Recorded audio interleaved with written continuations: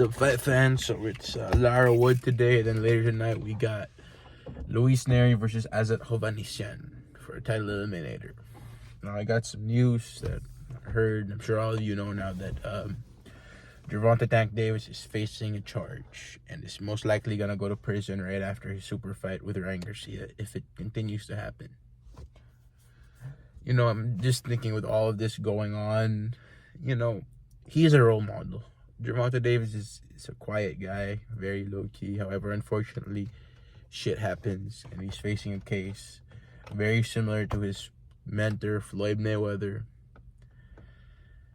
So I'm just wondering how his mentality is going to be coming into the fight with this hanging over his head. Okay, he's not the first one to have done it. I don't know if, you know, if when it was, but Floyd Mayweather fought with a prison term waiting for him after the fight. And I think, if I'm not mistaken, that was when he fought Miguel Cotto. And he still beat Cotto, but he got roughed up more than expected. He got hit way too many times more than normal, than he normally gets hit by. Miguel Cotto gave him a much tougher fight than Manny Pacquiao did. Okay, which was the fight that everyone said Pacquiao's going to beat him, but, you know, everyone knew he lost. But the Miguel Cotto fight, Mayweather was hurt and he was bleeding. You never see Mayweather bleed. But I don't know if it was because Miguel Cotto was good. You know, Miguel Cotto is a good fighter, but it's a question whether if Miguel Cotto was that good or if Mayweather had a distraction coming into that ring. So, you know, I'm just saying, I hope that Ryan Garcia has no Gervonta Tank Davis has no distractions coming into the ring against King Ryan Garcia. I hope his mental will be there still. Because, you know, it's not easy having all these distractions outside of the ring. As a fighter, I'm not a professional fighter, I'm an amateur fighter. And I can only imagine, you know, when the fight's looming and this comes up. And, you know, Gervonta Davis is one of my favorite fighters. So I hope after this, you know, he can really reflect and, you know, change his life, because boxing did change his life, as he said many times. And I hope that, you know, he doesn't get into situations like this anymore. That being said, well, the fight's still not official. It's not on BoxRec, and that's my basis for whether a fight's official or not. And many people are annoyed by me when I say that BoxRec is the sole decision maker of when a fight's gonna happen. You know, for me, it's just, if it's going to be on BoxRec, then it's official. If it's not yet on BoxRec, then it's just talks for me. It's just talks. Yeah, I hope the fight pushes through still, because he's going to need one last bang before his sentence. And I don't know how long that is, you know. But yeah, dude, Tank Davis, you know, I wish you the best. And, you know, I really want you to win this fight. I hope that, you know, this person's sentence is the last one, because I look up to you, and many people look up to you, you know.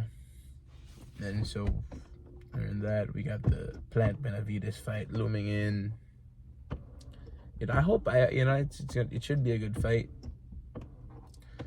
You know, we got a lot of his prospects on the undercard. One of his teammates, Rayo Valenzuela, making a comeback.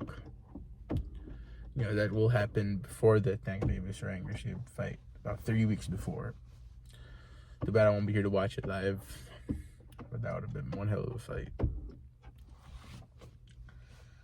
However, you know, I believe Gervonta Davis has everything to beat Ryan Garcia, and it's the same thing the other way around. It's just a matter of who gets hit first and who gasses out. If Ryan Garcia gasses out first, then we got a Gervonta Davis winning by technical knockout in the late rounds.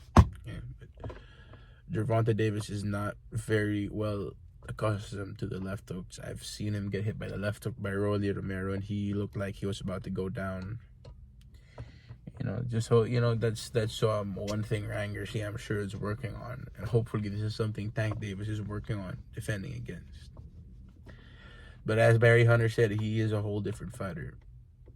Gervonta Davis is a different breed, different animal.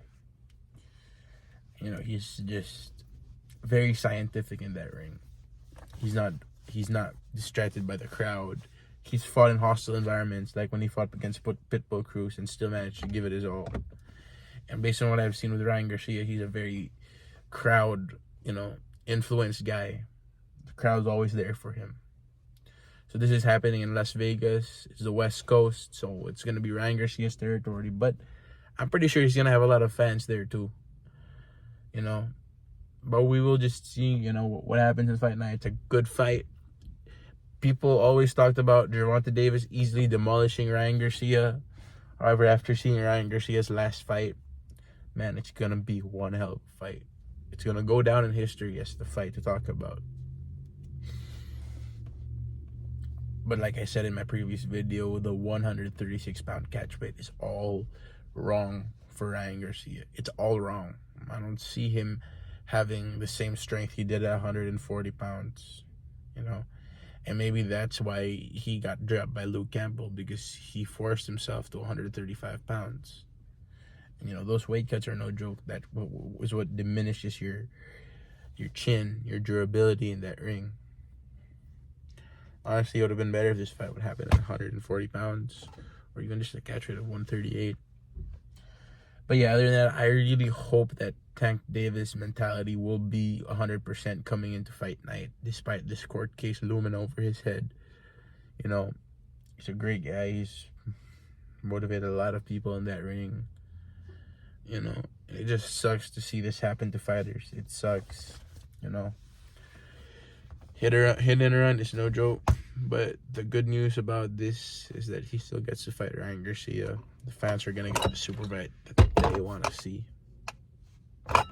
So, we're good on that part.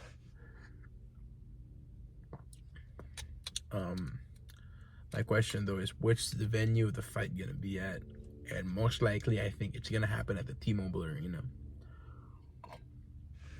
which has hosted many great fights in the past. It hosted the Wilder Fury 3 trilogy. Hosted Canelo, Golovkin, all three of Canelo and Golovkin's fights. And hosted Manny Pacquiao's last outing against Yordenis Ugas, which is supposed to be against Errol Spence. So I really don't see any other venue of good venue, or compatible venue rather, happening for this fight aside from the T-Mobile Arena. I'm excited for the fight night, and I hope that Gervonta Davis can put this aside until after the fight, so his mental is clear when he's training, sparring, and everything. But if an upset happens, if Ryan Garcia upsets him, it seems that people will already have something to say. Oh, he had a court case looming over him. But it goes just two-way street. If Ryan Garcia gets knocked out, people are going to say, oh, they made him cut too much weight. There was a catch weight clause. So I think this fight is already pretty much even out. People will always have something to say after the fight. But regardless, if this fight happens, and when it does, the fans have already won. And this will revive boxing and shut the people's mouths who keep saying that boxing is dead.